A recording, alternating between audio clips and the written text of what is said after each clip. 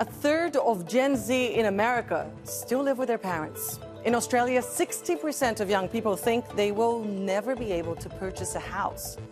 I'm Anelise, Borges, and on this episode of The Stream, we ask why the journey to home ownership has become an ultra marathon. Oh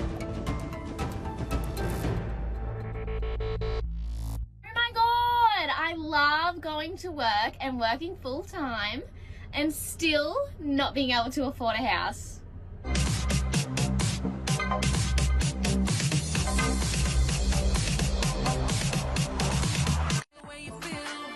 One kiss is all it takes.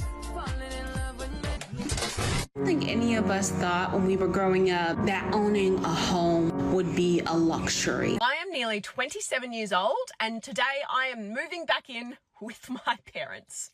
And then homelessness or houselessness is becoming criminalized. So then what? The world gets madder and we get sadder. And it just feels like there's a sense of us moving further and further away from what human beings were kind of supposed to be, like that we're missing that community. You go to college, land a good job, maybe find someone to build your life with and buy a home. Not that everyone wants that, but those who do are struggling to make the numbers work. What creative solutions are people coming up in the middle of a global housing crisis? To discuss, we're joined today by Charlotte Shade, a lawyer from New Zealand who purchased a home with her friends. Leilani Farha, global director of a housing initiative called The Shift. Lola, Milholland, author of Group Living and Other Recipes. And Tara Raghuveer, the director of the Tenant Union Federation. Thank you all so much for being part of the stream today. Tara, can you help us understand how did we get here? Why buying a home and or renting one, for that matter, has become so difficult for young people today? The housing market is a catastrophe, and it's a catastrophe that is the product of the profiteers. The people who control the terms of the market are thinking about housing as a profit-making venture, as opposed to guaranteeing housing as a human right. And I live in the United States, the richest country in the history of the world, where 650,000 people sleep outside on any given night. And that's during a time when there are 16 million vacant housing units in this country. This is a story of market failure. The market is a catastrophe, as I said. The rent is too damn high. Interest rates are too high. People are not set up for any kind of housing security, whether it's in rental housing or housing that they own. And housing is also the biggest bill that most poor and working class people pay across the world. Every month, the rent or the mortgage payment is the biggest bill. So when these costs are too high, it has huge implications for the rest of people's lives. And yet, we talk about property being the world's biggest store of wealth. I mean, 370 trillion US dollars at the end of 2022. I mean, Leilani, you've been observing the housing market for a while now. You were the former UN Special Rapporteur on the right to housing. Why do you think we've gotten here? Let's take it back 30 years ago when the housing sector and the housing market was liberalized. Basically, very few regulations. Then fast forward to the global financial crisis. It created the perfect opportunity for these big financiers, private equity firms, pension funds to swoop into the housing market, purchase a huge amount of assets, and not to ensure that people would have the right to home, but rather to make obscene profits. And that's what they did. They took companies public, so now shareholders own your home. And that's part of the story. The other part is governments withdrawing from social housing, not funding social housing, and weakening tenant protections. So it is the perfect storm for young people now to not be able to find a home. And as a response to the catastrophe that you guys have been describing, Lola and Charlotte, you have come up with a solution. You both live with friends today. I want to know all about how that's going. But first, here's a look, an illustration of what it means. This is how intentional living works for me in a house full of 9 people in a historic home in Roxbury, Massachusetts. I rent and do not own. Our rent includes all of our utilities, including trash, internet, and a bi-monthly cleaning service. We split our grocery bill evenly, so if there are 9 people living in a house at one time, then the grocery bill is split 9 ways. It means that everything in the fridge is up for grabs unless otherwise marked.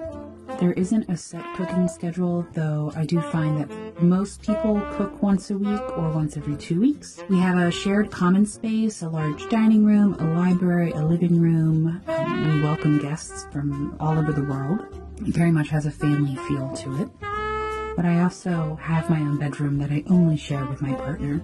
I have a house meeting about once a month in which we talk about upcoming events, upcoming visits from guests, and also an opportunity to talk about what is working and what is not working. The reason I think the house is successful is because it's built on trust and respect. And though I do want to own my own home someday, I also think I'll always live communally because of this space. You guys may have different reasons to have chosen to live like that, but Lola, I believe you actually grew up like that, so I wanted to understand how it shaped you, and what is it like to live communally today? Yeah, I would start by saying I don't think communal living is a solution to the housing crisis. I loved the way that this was opened. The housing crisis is so much larger, but there are benefits to communal living, and it is a tactic for financial survival. When I was growing up, both of my parents were really social people, and they loved feeding people, and we had a large house, and they felt that it was important to have it be filled. It was a way to feel that they could give something back. And when I moved back from college, it was right when the financial crisis was happening. I moved back into my home with a group of 3 to 4 people, flex number, and no one was making a lot of money. You know, wages have also been very stagnant. And so it made sense for us to live that way. And for me, I decided to continue living that way. And I think that's what's unique. A lot of young people live together, and I've continued doing that. And one reason is that I also can't afford a home. And another is that I really love living communally. It's very interesting that you say it's not a solution. It shouldn't be seen as a solution. Charlotte, what about you? Why did you decide to purchase a home with your friends? So many reasons. But it was really basically just a continuation of what we were already doing, living together. So young people, it's very normal to live in groups with friends. And then it just made sense for us. We were all, you know, reaching 30, considering buying our own homes. None of us really wanted that. We wanted to continue having the awesome community that we had, living together, the support, all of the great things that come with co-living. And so we thought, well, why not just get a much smaller mortgage with the skyrocketing prices here in New Zealand? You know, that takes the heat off in lots of ways. It means that you can not pay as much to the bank, which we're always keen to do, and live a lot more freely. It's meant that we can have kids in a way that is gives us more time, more freedom. We can work part-time. So many good things. Yeah, because it's obviously also the aspect of the community that you build, right? I mean, I want to talk a little bit more about this lifestyle and how you guys are doing these days. But there's been a significant amount of talk about how the dream of buying a home used to be achievable for our parents, for example. Here's Freddie Smith with why.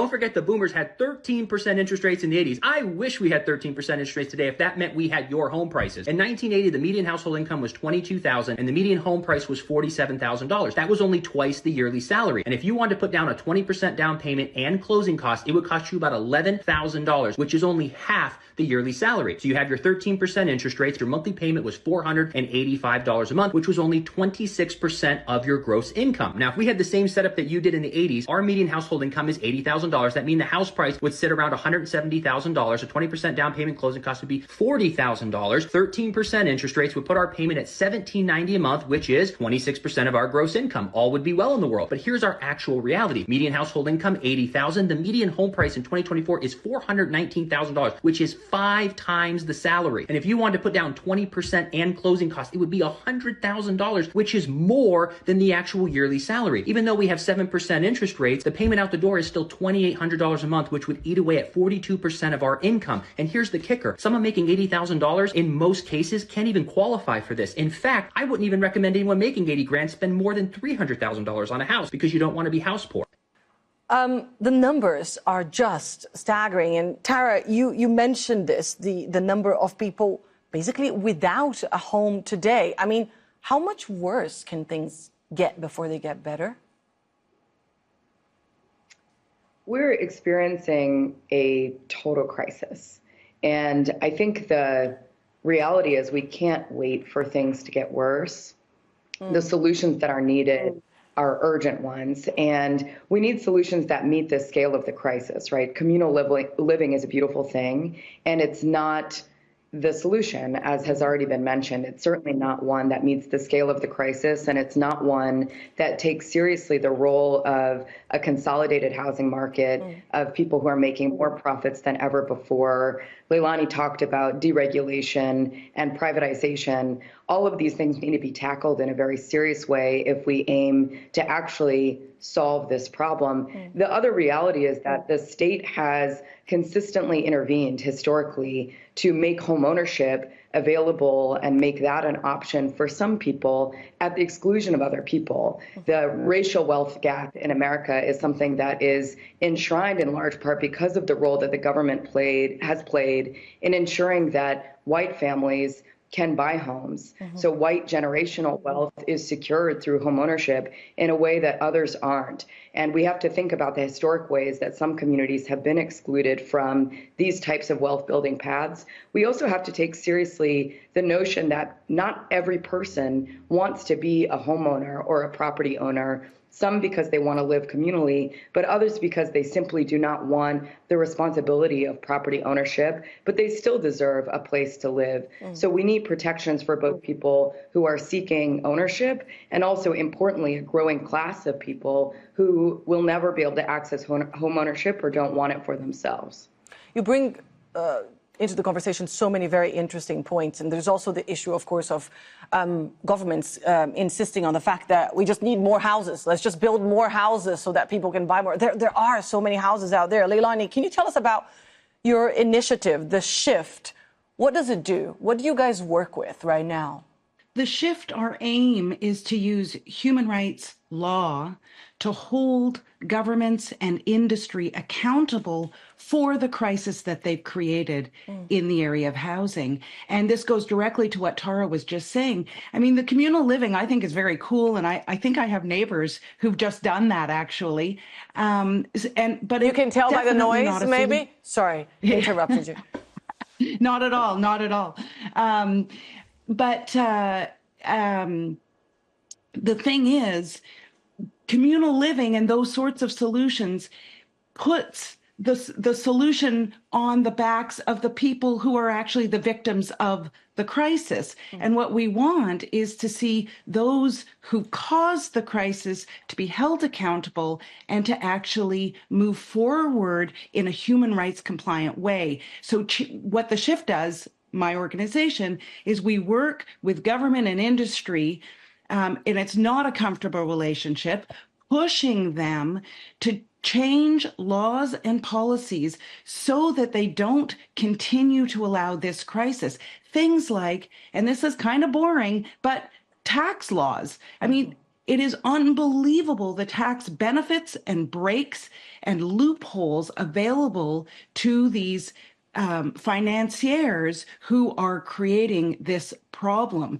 And there are, even things like, zoning. Well, people say, oh, we should just loosen all the zoning laws.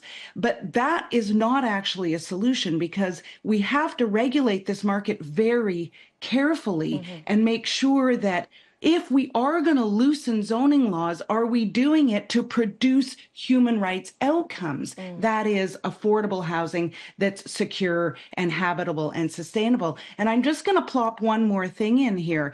This build idea, I think is it's not completely wrong-headed, in that we probably do need to keep building some more housing, but we need to build the right kind of housing for those in need. And those in need tend to be people with lower incomes. That's the first thing. And the second thing is just building is killing our planet. The built environment contributes a lot to greenhouse gas emissions, CO2 emissions. And so we have to be very careful about what we build, and we have to better utilize existing assets, all those Airbnb units that are unnecessary, for example, all the vacant homes, all of the strip malls and motels that could be repurposed into long-term housing for young people, for unhoused people, and others in need. In terms of where things should be heading, you bring about very important points there in terms of how to tackle this crisis. Here's one take into what could be done about the housing crisis across the world. Take a look. Here are my solutions to the housing crisis. Foreign ownership is now illegal. Investors have to put down a 50% deposit. Vacancy is illegal. Negative gearing is capped at $10,000, $20,000 a year, and that's it. You can only negatively gear one property, and there's a cap on how many properties you can buy. Corporations can't own residential tenancies. All properties listed for sale must have a price guide, and if an owner rejects an offer, the price guide needs to be updated with that offer. Auctions must disclose a price guide. But I'd love to hear your thoughts as well. So on your thoughts, Tara, which are the measures detailed there that you think have the biggest chances of actually working?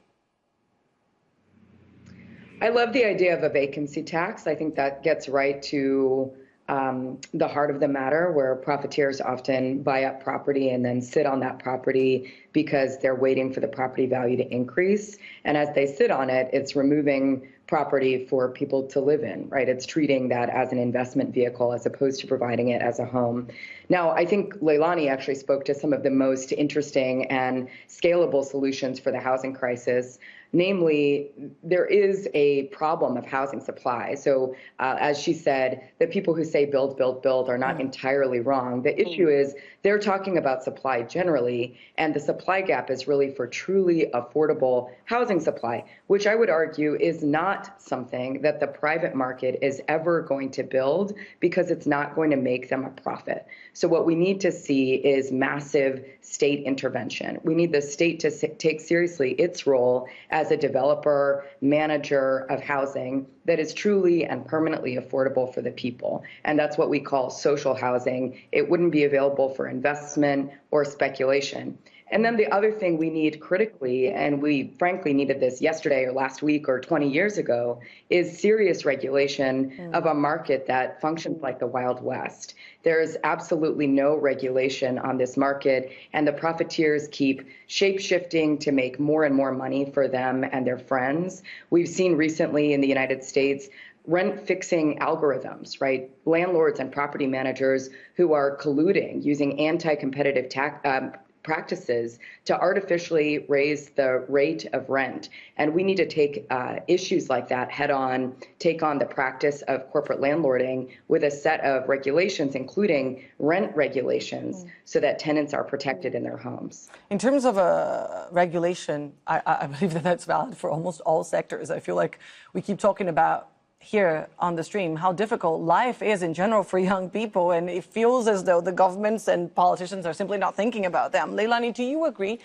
with what Tara just said? We need more regulation, we need government intervention. 100%. And it's not like we don't know how to do this, actually. There's lots of tools out there to regulate a market, to produce what I call human rights outcomes, that is affordable, secure housing. There have been attempts to cap profits, for example, believe it or not, in London, in the United Kingdom, way back. In yesteryear, they capped the amount of profits. I like this idea of completely controlling corporate interests in housing that both Tara and was on the video as well. It is obscene what some of these corporate landlords, Wall Street landlords, are doing to tenants. And this is behavior that can just easily be eliminated either through, as was on the video, just saying, there shall be no corporate landlords. I think that might actually destabilize the housing market in not great ways. So we'd want to be careful. But certainly, what is private equity what are sovereign wealth funds, what are pension funds doing investing in housing when they're just squeezing every square meter or every square foot for profit? So there was a laundry list that was given, and I think a lot of those measures could be put in place like that. But that takes governments to show leadership and to actually recognize the housing crisis for what it is. Charlotte, again, we said that co-living might not be a solution here, but you created a detailed co-ownership agreement that many people are using that could take back some control, at least. Can you describe to us the bulk of it and why it's so successful, in your opinion? I mean, the agreement is essentially just a way for us to understand how we live together, how we share the mortgage, because we're all jointly and severably liable for the entirety of the mortgage. So you have to decide how you're going to split it up between you. And we've shared our home in equal shares, but there's lots of different ways to do that. You could have people owning different sized portions of a home, but that comes with complexities as well. Very important when you're dealing with a big group of people to have provisions for people to get out of the arrangement, because it's not going to suit everyone. You know, it takes a lot of work. So people need to be able to get out, and they need to have the kind of freedom to buy in knowing they can get out. So that's a really important part of the agreement. And lots of other clauses around, how we are as a community, how we do conflict resolution, etc. Which, I mean, it doesn't speak particularly at all to the housing crisis. One thing I would say, though, is that our kind of long-term goal as a group. So we originally bought a house that would have been far too expensive for one of our couples to buy. But as we go through, our intention, and at the moment we're actually looking at another bigger, much, it's a beautiful house that none of us could ever even dream of affording on our own as a couple. But as a group we can. So ultimately, at the end, we still probably won't have the equity that we would have if all of us owned individual houses in our individual partnerships. But we still will have, a sizable chunk of equity. And the reason that we've been able to do that is because we have bought in smaller portions, paid off our mortgages faster, and then kind of enlarged our mortgages again and again. Obviously, this won't work for everyone for the entire times of their lives, but it is indeed a very interesting solution. Lola, one final word from you. Where do you see yourself in the next, 5 to 10 years? Do you plan to stay in your house with your friends, or do you want a more private type of ownership of homes? What is your plan? I feel that I am one of so many people who is experiencing everything that we've been talking about, the unaffordability, the profiteering in the market. It's very unlikely that I would be able to buy my own home. And my goal is to have more solidarity with people like that. I also want to keep living communally because it's something that serves me. And I think there's not one model that's right for everyone. And that means exactly what they said. It's not necessarily true that everyone needs to own their own home. It's not true that everyone needs to follow a certain path, and that in America, we really should disconnect home ownership from what we think is financial security. I love that communal living gives me a sense of collectivity and my belief that it's not just about me, it's about more larger senses of well-being. So I think I'll live communally in the future. Lovely. Thank you so much. Tara, Leilani, Lola, and Charlotte, thank you for being part of the stream today. And thank you all for tuning in. Don't forget to keep the conversation going online. You can share your experience of home ownership or communal living. Use the hashtag or the handle AJStream, and we'll look into your stories, maybe feature them here. Take care, and I'll see you soon.